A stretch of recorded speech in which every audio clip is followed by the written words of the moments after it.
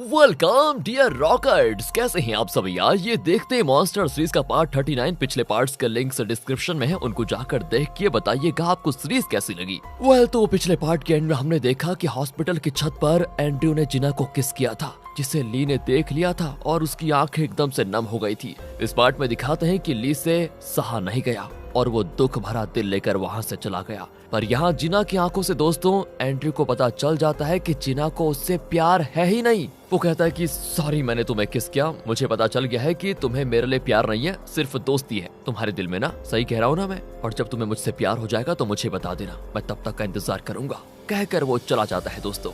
दूसरी ओर ली बहुत ही परेशान होता है और मोजो से पूछता है कि मैं जानना चाहता हूँ कि मेरे और जिना के बीच कैसा रिश्ता था, कोई तो होगा जो हमारे रिश्ते के बारे में जानता होगा। मोजो कहता है कि पैनी जानती होगी, पर वो तो चाइना में है। तो क्या हुआ, तुरंत चाइना के लिए एक टिकट बुक करो, मैं उससे मिलने जाऊंगा। यहाँ दोस्तों एंड्रयू बॉबी को कॉल करके पूछ लेता है कि तुम लोगों ने कोई एविडेंस तो नहीं छोड़ा ना, कहीं किसी सीसीटीवी कैमरा में तुम्हारे आदमियों का चेहरा रिकॉर्ड तो नहीं हुआ ना। वो कहता है कि अरे सर, मेरे आदमी खिलाड़ी हैं, खिलाड़ी एकदम साफ सुथरा काम करके आते हैं। एंड्रयू कहता है कि ध्यान से सुनो, अगर तुम में से कोई ऐसा फंसा तो मैं भी फंस जाऊंगा, क्योंकि मैं पुलिस कंप्लेंट देने वाला हूँ। वो कहता है कि डोंट वरी बॉस, आप पुलिस में कंप्लेंट कर दीजिए, हमने कोई एविडेंस नहीं छोड़ा है। और अब टीवी न्यूज में बताते हैं कि किसी ने एंड्रयू पर हमला कर दिया था। डोडो ग्रुप परिवार के अंदर कई मतभेद थे, तो शायद ये चेयरमैन के बड़े बेटे नाथन की चाल लगती है। ये न्यूज देखकर नाथन गुस्सा हो जाता है कि ये अभी तक मरा नहीं क्या। यहाँ ली मोजो को बताता है कि एंड्रयू को हमने जितना खतरनाक समझा था वो उससे कई गुना ज्यादा चालाक और खतरनाक है। उसने जानबूझकर खुद पर हमला करवाया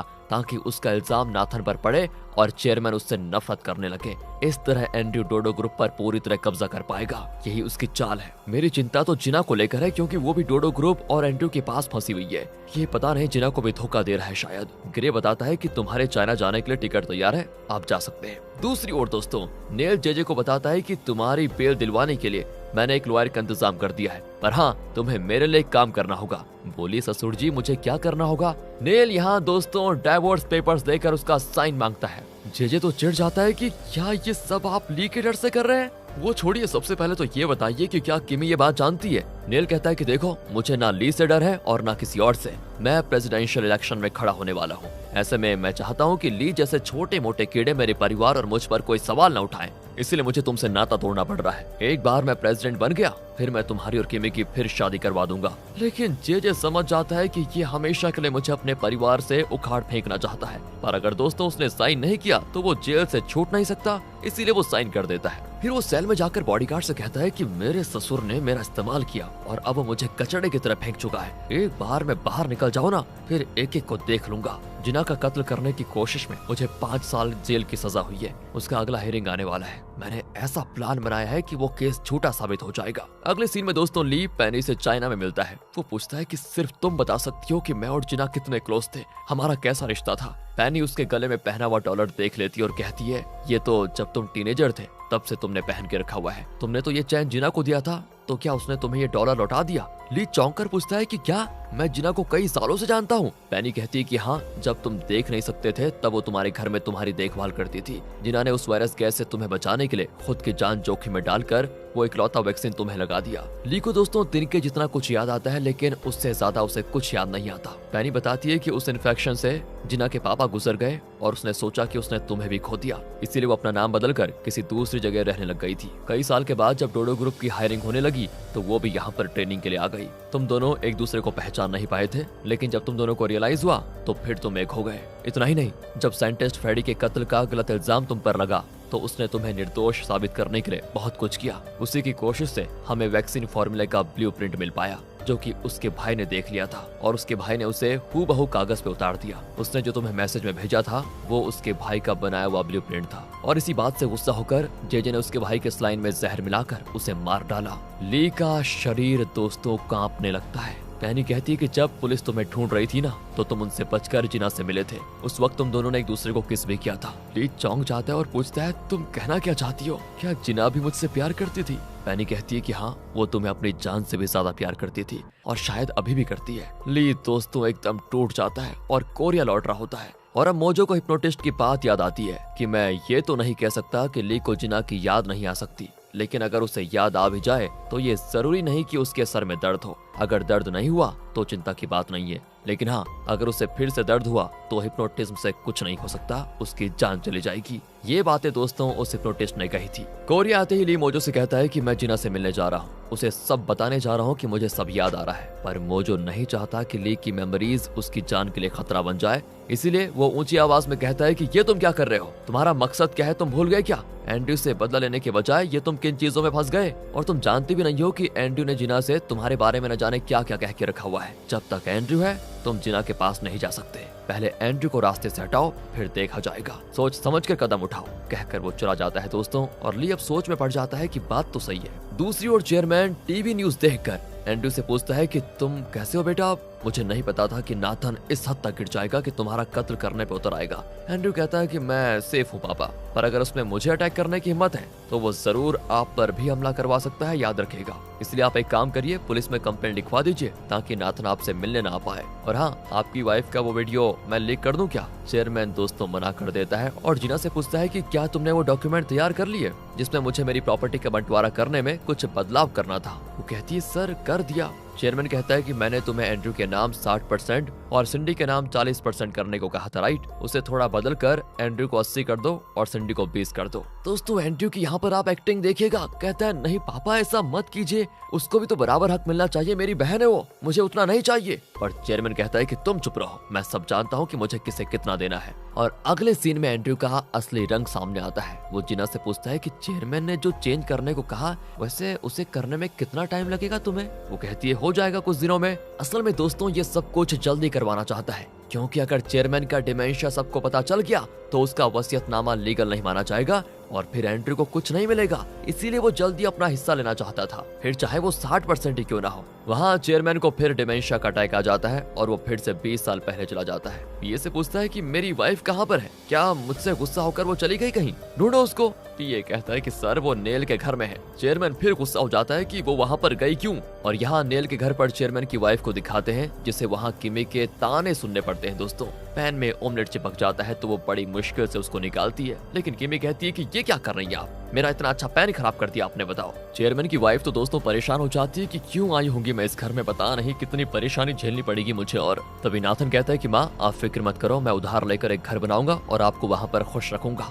इतने में दोस्तों चेयरमैन का कॉल आता है जो कहता है कि मैंने जरा सा डांट क्या दिया और तुम घर छोड़कर चली गई, मैंने तुम्हें माफ कर दिया है और तुम भी मुझे माफ कर दो, अब जल्दी से घर आ जाओ, मैं वेट कर रहा हूँ। चेयरमैन की वाइफ एकदम से शॉक दोस्तों, एंड नाथन भी खुश हो जाता है और दोनों जल्दी से घर जाते हैं। लेकिन तब तक चेयरमैन वापस प्रेजेंट में आ गया था, यानी उसका डिमेंशिया चला गया। एंड उन्हें देखकर वो पीए से कहता है कि ये लोग यहाँ पर क्यों आ गए, इन्हें बाहर निकालो। उसकी वाइफ कहती है ये क्या कह रहे हैं आप, तुम्ही ने तो मुझे कॉल करके कहा था कि मुझे माफ कर चुके हो तुम और मुझे घर आने को कहा तुमने। माफी?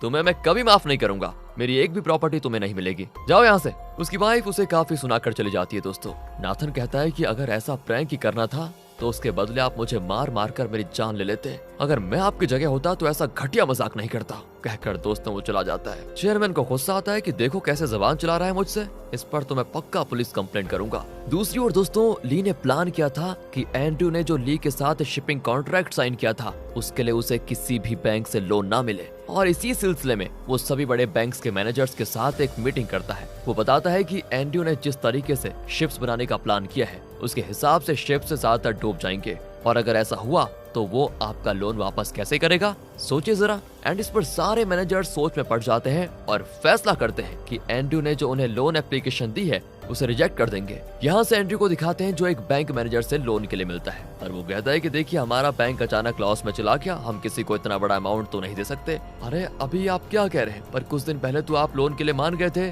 क्या किसी ने आपका ब्रेन वॉश कर दिया है क्या? पर दोस्तों वो मैनेजर दूसरी मीटिंग का बहाना करके चला जाता है। दूसरी ओर ली मोजो से कहता है कि अब तक तो एंड्रयू का एप्लीकेशन सारे बैंक्स रिजेक्ट कर चुके होंगे, अब हम अपनी तरफ से एक बैंक लोन उसके लिए अरेंज करेंगे। है? मोजो कंफ्यूज हो जाता है कि आखिर प्लान क्या है तुम्हारा। वो कहता है कि सुनो, जब सारे बैंक्स ने उसका साथ छोड़ दिया तो उसे लगना चाहिए कि हम अपनी तरफ से उसकी मदद कर रहे हैं, ये भी एक चाल है, इस तरह हम उससे बदला ले पाएंगे। इतने में दोस्तों सिंडी एक बुक लेकर हाजिर हो जाती है कि मुझे बिजनेस और शेयर मार्केट के बारे में सिखाओ जरा कुछ। ली माथा पीटने लग जाता है कि ये आ जाती है वक्त बेवक्त मेरा सर खाने के लिए। ठीक है फॉलो मी, लेकिन सिर्फ एक बुक से क्या होगा, कहकर वो उस कमरे में ले जाकर ढेर सारे बुक्स देता है। एंड उसकी हालत खराब कि इतने सारे बुक्स पढ़ते पढ़ते तो मैं बूढ़ी हो जाऊंगी। देखो, पढ़ाई के मामले में मुझे मजाक बिल्कुल पसंद नहीं। पढ़ोगी नहीं तो सीखोगी क्या खाक? मुझे थोड़ा काम है, जब मैं लौटूंगा तो एक बुक को तुम्हें खत्म कर देना चाहिए, तब तक समझ गई? मैं क्वेश्चंस भी पूछूंगा, और हाँ, गलती से भी सोना मत। कुछ देर के बाद दोस्तों वो बाहर आता है तो वो खर्राटे भर रही होती है। ली उसे उठाता है तो वो चौंक जाती है कि है, बताओ दोस्तों, वो इतनी गहरी नींद में थी कि बुक में उसका लार टपक रहा होता है। वो तुरंत उस बुक को बंद कर देती है। अब ली वो बुक मांगता है पर वो नहीं देती। ली उसको खींचता है तो बुक के साथ सिंडी उसकी गोद में जाकर गिर पड़ती है। उसे तो बड़ा मजा आता है, लेकिन ली उसे दूर जाने लगता है। वो कहती है कि अरे तुम्हें पता नहीं है क्या, ऐसे में फिल्मों में तो किसिंग होती है।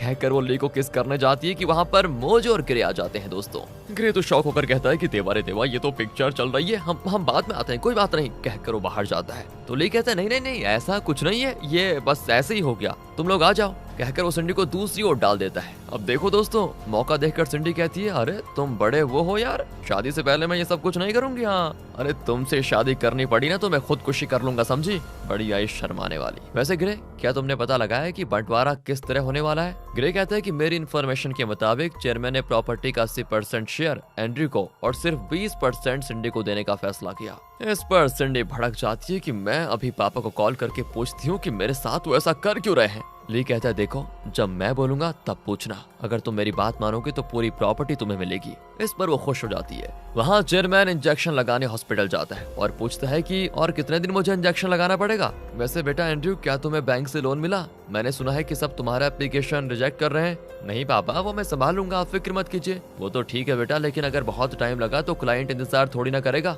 तुम चलो, बैंक वालों से मैं बात करता हूँ। कहकर दोस्तों वो बाहर चला जाता है। अब एंड्रयू पीए से कहता है कि किसी भी हालत में आप पापा को बैंक मैनेजर से मिलने मत देना बस। वो भी मान जाता है, लेकिन दोस्तों असल में एंड्रयू को डर है कि अगर किसी बैंक मैनेजर से बात करते हुए चेयरमैन का डिमेंशिया फिर आ गया ना तो सबको पता चल जाएगा और ये एंड्रयू के लिए मुसीबत बन जाएगी, क्योंकि इसने सबसे झूठ बोल के रखा हुआ है कि पापा नॉर्मल है। दूसरी ओर दोस्तों नील डॉक्टर को धमकाता है कि अगर तुमने मुझसे झूठ कहा तो मैं दुनिया के सामने तुम्हारे सारे काले कारनामे बता दूंगा, वो भी जो तुमने पैसों के खातिर मेरे लिए किया था। तो बताओ, क्या चेयरमैन को डिमेंशिया है या नहीं? और यहाँ डॉक्टर के पास सच बताने के अलावा कोई रास्ता नहीं होता। वो कह देता है कि हाँ, चेयरमैन को डिमेंशिया है और एंड्रयू जानबूझकर उसे छुपाने की कोशिश कर रहा है। फिर क्या था दोस्तों, वो चेयरमैन की वाइफ को बता देता है एंड वो एकदम शॉक हो जाते हैं कि एंड्रयू इतना बड़ा गेम खेल रहा है और वो भी हमारी पूरी प्रॉपर्टी हासिल करने के लिए। नाथन बड़ी टेंशन में होता है कि मैं उसको ऐसा करने नहीं दूंगा। कहकर वो सीधे चेयरमैन को कॉल करता है,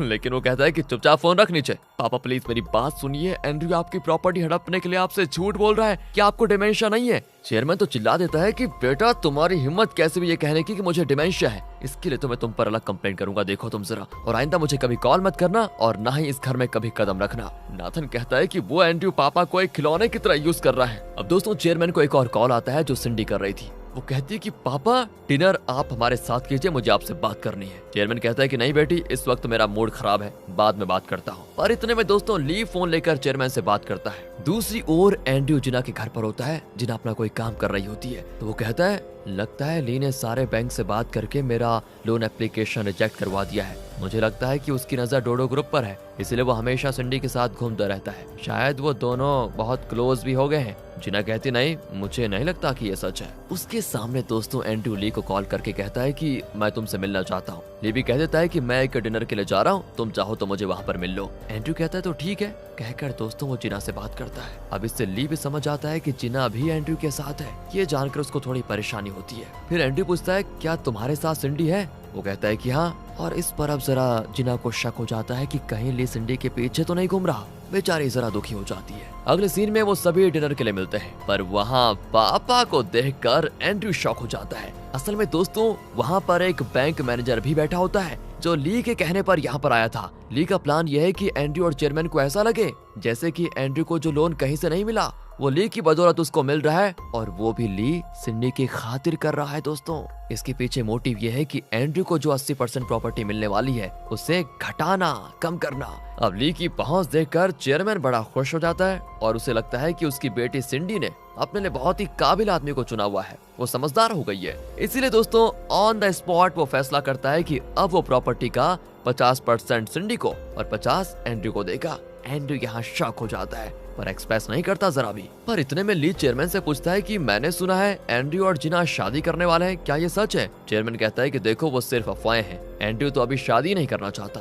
अब एंड्रयू घबरा जाता है कि ये तो जिना के सामने मुझे फंसा के छोड़ेगा। एंड पता है वो क्या कहता है जिना से? धीरे से कहता है कि पता है गलत टैबलेट्स लेने से पापा को कभी कभी मेमोरी लॉस हो जाती है, इसलिए ऐसा कह रहे हैं। चेयरमैन कहता है कि ली और सिंडी की जोड़ी बहुत अच्छी है, कहकर वो चला जाता है। लेकिन ली परेशान हो जाता है कि मैं तो कुछ और सोचकर ये प्लान बनाया था, पर चेयरमैन तो मेरी और सिंडी की शादी के लिए सोच रहा है। बताओ कहीं जिना मुझे गलत ना समझ ले कि मैं सिंडी के पीछे पड़ा हुआ हूँ। लेकिन दोस्तों एंड्रयू ने तो ली के बारे में पहले से ही जिना को गलत बातें बता के रखी हुई थी कि ली सिंडी के पीछे घूम रहा है। और अब एंड्रयू ली को अकेले में जाकर कहता है कि तुम बिजनेस में भले मुझसे आगे हो, लेकिन तुम जिना को कभी नहीं पा सकते, वो मेरी है, सिर्फ मेरी। वहाँ सिंडी जिना को जलाने की कोशिश करती है कि ली तो मेरे लिए कुछ भी करने को तैयार है। जिना कहती है मैं क्या करूँ, वो तुम्हारे लिए खुदकुशी भी कर ले तो मैं क्या करूँ। इस तरह चिढ़ाकर वो चली जाती है। दोस्तों अब ली उसको रोकता है कि तुम मेरे साथ डिनर करके जाओ ना। वो कहती है मुझसे इस तरह बात मत किया करो, मैं बहुत अनकंफर्टेबल फील करती हूँ। पर जब हम कॉलीग्स थे तब तो हम दोनों बहुत क्लोज थे ना जिना। नहीं,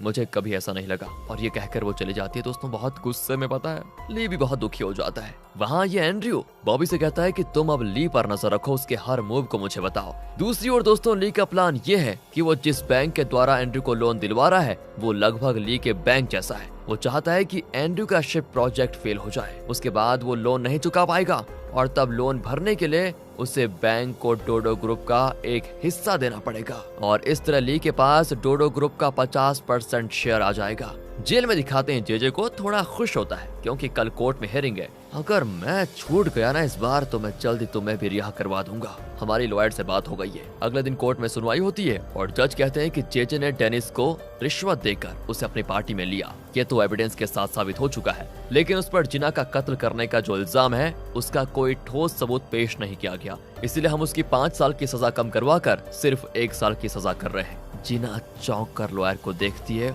और अपना सर झुका लेता है वो, क्योंकि उसने पैसे लेकर जिना का दिया हुआ सारा एविडेंस नेल के हवाले कर दिया था। मतलब अब जेजे कुछ दिनों में रिलीज हो जाएगा। दूसरी ओर प्रेस कॉन्फ्रेंस में नेल बताता है कि मैं प्रेसिडेंट इलेक्शन में खड़ा होने वाला हूँ क्योंकि मेरा दामाद करप्शन केस में जेल के अंदर है, इसलिए मैंने और मेरी बेटी ने उससे नाता ही तोड़ दिया। एंड अब यहाँ किमी चौंक जाती है दोस्तों, क्योंकि उसे इस बारे में कुछ नहीं पता कि डाइवोर्स की बातें हो गई है। कोर्ट में जिना शॉक में होती है और बेबस होकर बाहर चली आती है कि ये क्या हो गया। तब ली उसे पकड़कर कहता है कि अब जेजे जरूर छूट जाएगा, पर तुम फिक्र मत करो, मैं तुम्हारे लिए उससे बदला लूंगा। बेचारे जिना की आंखों में आंसू भर आते हैं। दोस्तों एंड्रयू ये सारी चीजें देख लेता है। कोर्ट के बाहर जेजे और ली की मुलाकात होती है। तब बड़े टीवी पर दिखाते हैं कि नेल फिर से प्रेसिडेंशियल इलेक्शन में खड़ा हो रहा है। वो कहता है कि मैं एक करप्शन फ्री कोरिया का सपना पूरा करूंगा। ये सुनकर ली चौंक जाता है कि ये क्या बकवास कर रहा है। और यहाँ पर होता है पार्ट 39 का दी एंड। इंतजार कीजिए अगले पार्ट का, और आगे के पार्ट्स देखना चाहते हैं तो सीरीज की वीडियो को लाइक और ज्यादा से ज्यादा शेयर कीजिएगा दोस्तों।